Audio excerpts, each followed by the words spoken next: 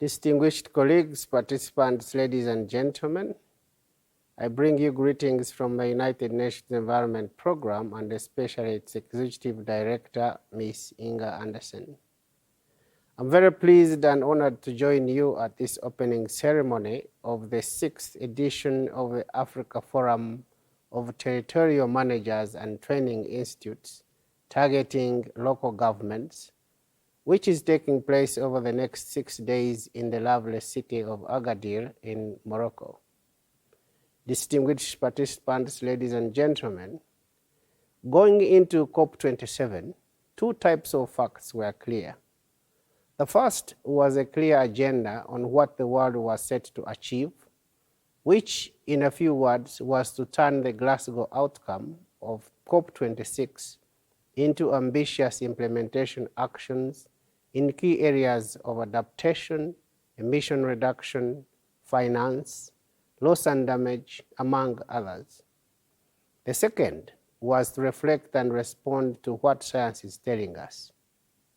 The UNEP 2022 Emissions and Adaptation Gap reports were clear that the world is on a trajectory of warming by 2.4 to 2.8 degrees Celsius, and that the adaptation financing gap is pegged at US dollars 160 to 340 billion by 2030, and 315 to 565 billion by 2050, mostly for developing countries, the majority of which are in Africa.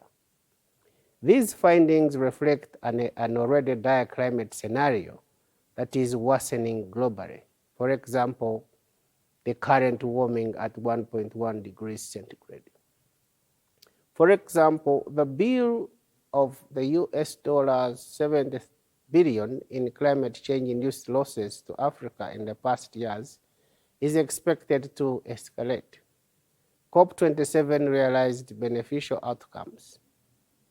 Parties reaffirmed the commitment to limit global warming to the safest 1.5 degrees, which is the best insurance against escalating climate adaptation costs. Parties also agreed to set up a fund to benefit countries coping with irreparable damage from severe storms, floods, droughts, and other impacts, popularly referred to as loss and damage. This is critical because a recent study found that up to 22 African countries would have been up to 20% wealthier today if they were not suffering from climate change. How Africa can draw benefits of all these multilateral processes to tap into its opportunities and priorities is critical. The policy leadership that has been demonstrated by the region should be applauded. This is in part reflected in a 98% ratification rate of the nationally determined contributions commitments, 84% compliance in adaptation planning, and 20% investment in adaptation needs, amounting to $3 billion from domestic resources. What Africa now needs is to take the next steps and provide incentives that tap into innovations already underway in the region and which can be expanded to generate greater impact. These are in the following areas. First is to tap into innovations around the informal sector and youth. Africa's informal sector represents her strength, and we urgently need to bring it on board to engage in climate action. Up to 80% of the continent's working population is in the informal sector, and 60% of the youth are also engaged in the informal sector. We need to find a way to create incentives for their enterprises so that they are aligned with meeting the continent's climate objectives. Second, there is need to prioritize financial innovation.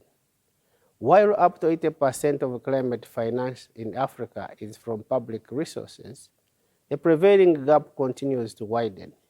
On the other hand, private sector sources in Africa represent a mere 14%, the lowest of all regions globally.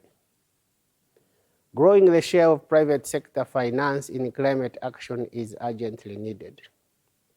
One of the key innovations to this end is to put in place de-risking facilities sponsored by governments, which then indemnify market financiers from the default risk that arises from financing climate action, and in this way, incentivize their participation. This is an urgent need. The third is a paradigm shift in Africa's climate narrative. The continent's current narrative on climate change needs to move from projecting liabilities and risk to projecting investment opportunities that can accrue from taking climate action priorities established in the different nationally determined contributions. Fourth is turning these nationally determined contribution commitments into clear investment plans with a clear return on investment in different areas prioritized in these NDCs. While Africa's ratification rate is impressive, up to 72% of NDCs lack an investment plan critical to attracting implementation capacity from local and international enterprise players. This urgently needs to change, and every NDC priority area needs to be accompanied by a clear investment plan which presents the opportunities and related returns that can accrue from actors who engage in addressing those priorities.